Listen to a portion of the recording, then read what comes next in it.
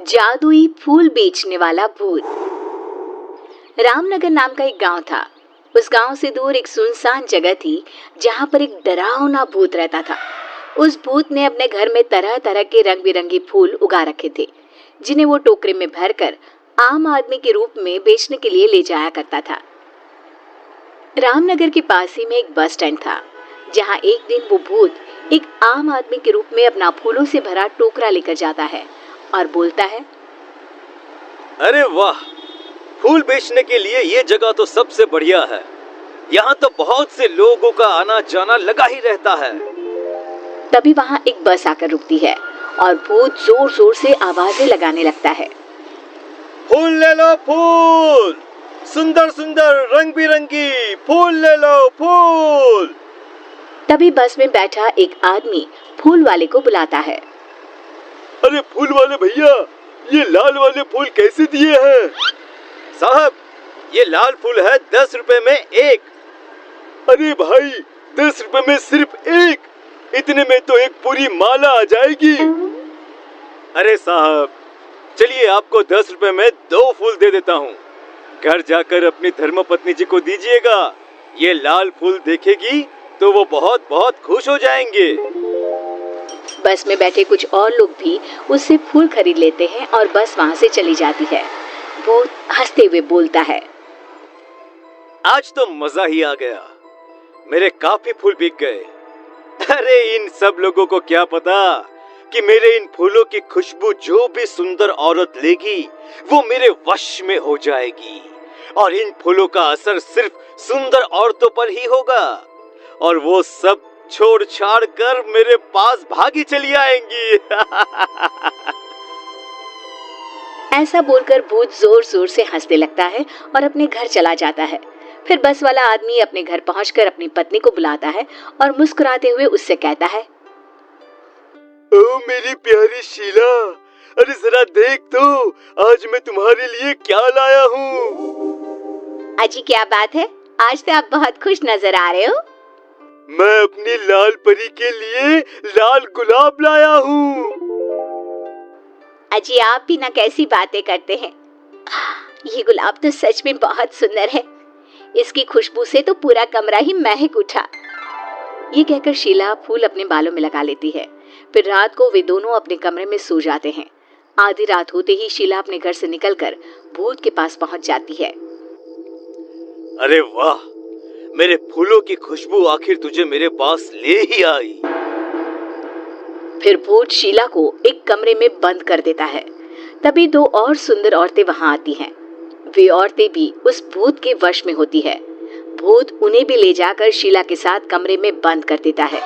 अगले दिन भूत फिर से आम आदमी का रूप लेकर बस स्टैंड पर फूल बेचने के लिए जाता है, और तभी लोगों से भरी हुई बस स्टैंड पर आकर रुकती है। फूल ले लो, फूल, सुंदर सुंदर खुशबूदार रंग बिरंगी फूल, हर तरह के फूल है मेरे पास।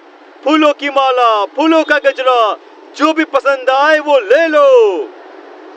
अभी बस में 2 दोस्त रामू और श्यामू बैठे होते हैं। अरे फूल वाले, एक सुंदर सा गजरा तो देना भाई। अरे वाह रामू, क्या बात है, भाभी जी के लिए गजरा? हाँ भाई, तेरी भाभी को बालों में फूल लगाना बहुत पसंद है। अरे श्यामू, तू भी कुछ ले ले अपनी पत्नी जी के लिए, वो भी खुश हो जाएंगी। हाँ हाँ भाई, अरे तुम भी एक गजरा ले लो अपनी पत्नी जी के लिए। वैसे भी सुंदर औरतें बालों में फूल लगाकर और भी सुंदर लगती हैं। ठीक है भाई, अगर तुम इतना कह रहे हो तो एक गजरा मुझे भी दे दो। उसके बाद वे दोनों गजरा लेकर वहां से चले जाते हैं और घर जाकर अपनी अपनी पत्नियों को गजरा दे देते हैं। श्यामू अपनी पत्नी लीला से कहता है, सही कहा था उस फूल वाले ने, सुंदर औरतें बालों में फूल लगाकर और भी सुंदर दिखती हैं। जी आप भी ना कैसी बातें करते हैं। चलिए अब सो जाइए, काफी रात हो गई है। फिर वे दोनों सो जाते हैं। आधी रात होते ही लीला उठती है और अपने कमरे से निकलकर भूत के पास चल पड़ती है। तभी श्यामू लीला को बाहर जाते हुए देख लेता है और लीला को आवाज देता है, अरे भगवान, आधी रात को कहाँ जा रही हो? पर लीला पर भूत के फूलों का असर होता है। थोड़ी दूर जाकर लीला गायब हो जाती है और भूत के पास पहुंच जाती है। श्यामू ये सब देखकर डर जाता है। थोड़ी देर में सुबह होती है और श्यामू भागते हुए अपने दोस्त के पास जाता है और उसे सारी बात बताता है। अरे भाई, ये क्या बोल रहे हो? कल रात से तेरी भाभी भी नहीं मिल रही है। जब से उसने अपने बालों में गजरा लगाया तब से वह बस फूलों की बातें किए जा रही थी। भाई, हो ना हो हमारी पत्नियों के गायब होने के पीछे जरूर उस फूल वाले का हाथ है। फिर वे दोनों बस स्टैंड पर जाते हैं और फूल वाले का पीछा करते हैं। पीछा करते हुए वे भूत के घर तक पहुंच जाते हैं और चुपचाप खिड़की से देखने लगते हैं। फूल वाला आम आदमी अब अपने भूतिया रूप में आ जाता है, जिसे देखकर सारी औरतें बहुत डर जाती हैं और जोर जोर से चिल्लाने लगती है। अरे नाश पीटे, हमने तेरा क्या बिगाड़ा है जो तू हमें यहाँ पकड़ कर ले आया है?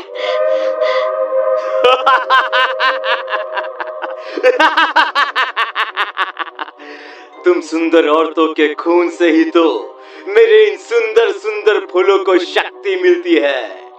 जितनी ज्यादा फूलों को शक्ति मिलेगी मैं उतना ही ताकतवर बनूंगा और फिर पूरे गांव पर सिर्फ मेरा ही राज होगा। आज आधी रात को ही मैं एक एक करके तुम सारी सुंदरियों का खून अपने फूलों में डालूंगा। रामू और श्यामू ये सब खिड़की से देख और सुन रहे होते हैं।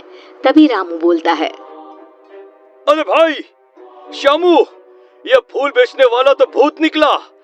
अब हमें इन सभी औरतों को भूत के चुंगल से निकालने के लिए कुछ न कुछ करना ही होगा।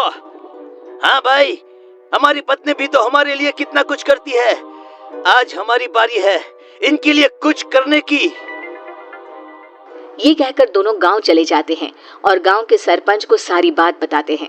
तभी कुछ और लोग भी वहां आ जाते हैं। उनमें से एक आदमी सरपंच से कहता है। सरपंच जी, मेरी बीवी भी 2 दिनों से गायब है। कहीं वो भी उस भूत के पास तो नहीं चली गई? तभी रामू सरपंच से कहता है। सरपंच जी, मेरे पास एक आइडिया है।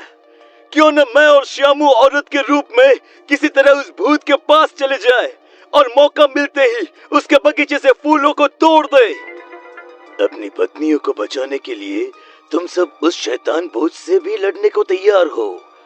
ये देखकर मुझे बहुत खुशी हो रही है। अरे भाई, रात होने वाली है। भूत उन सब औरतों को कुछ करे उससे पहले हमें वहां पहुंचना होगा। ये कहकर सभी वहां से चले जाते हैं। रामू और श्यामू साड़ी पहनकर भूत के पास जाते हैं। अरे वाह, आज तो मजा ही आ गया। तुम दोनों कितनी सुंदर हो कि सबसे पहले मैं तुम दोनों का ही खून अपने फूलों में डालूंगा। भूत ये कहकर जोर जोर से हंसने लगता है। अरे मर गया रे नास पिटा, अरे सबसे पहले हमें ही मार डालेगा। रामू मौका देखकर सरपंच और गांव के बाकी लोगों को भूत के फूलों के बगीचे में ले जाता है और सभी मिलकर फूलों को तोड़ देते हैं। जैसे ही फूल टूटते हैं भूत जलने लगता है और जोर जोर से चिल्लाने लगता है। तुम दोनों ने मेरे साथ धोखा किया है, मैं तुम दोनों को नहीं छोड़ूंगा। आखिर भूत राख में बदल जाता है।